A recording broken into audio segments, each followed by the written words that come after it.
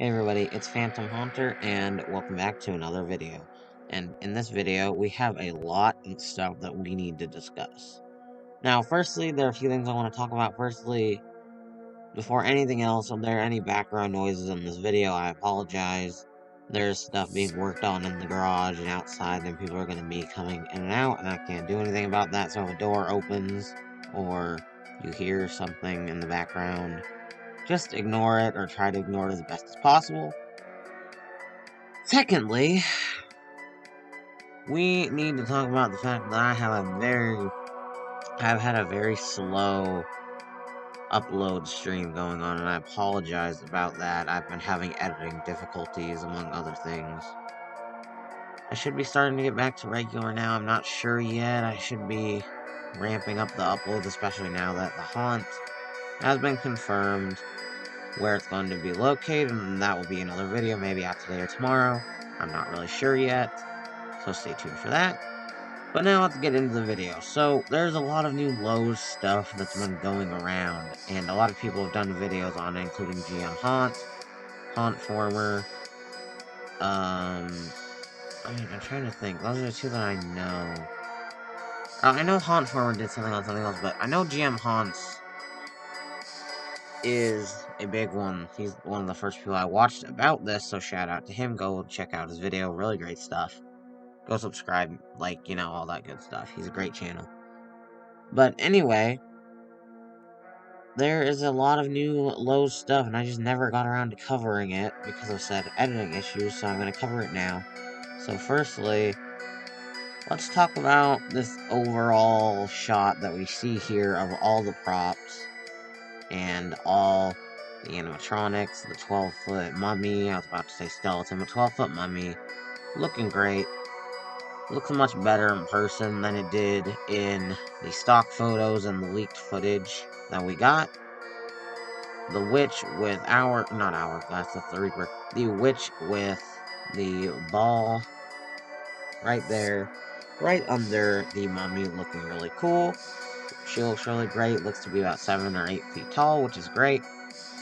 And I'm really impressed how much Lowe's is stepping up their game this year. I think they're doing a great job, and I think they have potential in the Halloween industry if they keep pumping out this good stuff. But anyway, more on that later. So, now, after we see those, in the upper left-hand corner, kinda, or upper left, you can see the Gemmy licensed characters, including a new refurbished version of the 2020 Gemmy Michael Myers, a new Jason Voorhees, and a new Freddy Krueger, or I think new Freddy Krueger at least. We also see a Chucky doll, along with a zombie doll, and a few other smaller pieces. These are all really cool. I think that this is going to be a great year for Lowe's. I think their licensed stuff is really great. I'm really excited to see the Michael Myers, see what he does. With that said, let's get to the next shot. So the next image that we see on the screen here is a much more clear image of a different setup in a different location that, in my opinion, looks much better. And I forgot to do this earlier, so just before we get into this next part, big shout out to Halloween Daily News. He's the one who got all of this footage for all us haunters to use, so big shout out to him. Go subscribe, go check out his channel. He's great. He does a lot of great content. Really good, really great Halloween channel. Please go check him out. But anyway, now we have a much clearer image of the mummy and the witch and the Reaper, so let's get into the witch first. The witch looks really cool. She, again, is about 7 or 8 feet tall. Detailing looks great. The clothes look great. The ball that she's holding in her hand looks great. Overall, everything looks great. She seems to be built by SVI, Seasonal Visions International, for those of you who aren't aware. But she looks really cool for an SVI prop. And not saying SVI props are bad, just some of them recently haven't been the best. Especially the Home Depot one. Sorry, Home Depot, but this one actually looks really cool. Now, I don't like it as much as the Home Depot witch, but it isn't bad either. Really cool, really excited to see what she does. So, with that being said, let's get into the Reaper. And the Reaper looks really cool. I love the hourglass with the skull on top, the clothes, the big hood. The big hood is kind of weirding me out a little bit, because it looks like a big face, but then if you look closely, there's a rib cage, so it's just kind of, it's different, you know? It looks different. I can tell that's probably going to be a hunchback, like in the back, like Looming Phantom was, just because of the way that hood is built. And a lot of people have criticized this Reaper, and honestly, I don't understand the criticism. I mean, I kind of do. When it came out, when these two came out, I really hated their stock photos.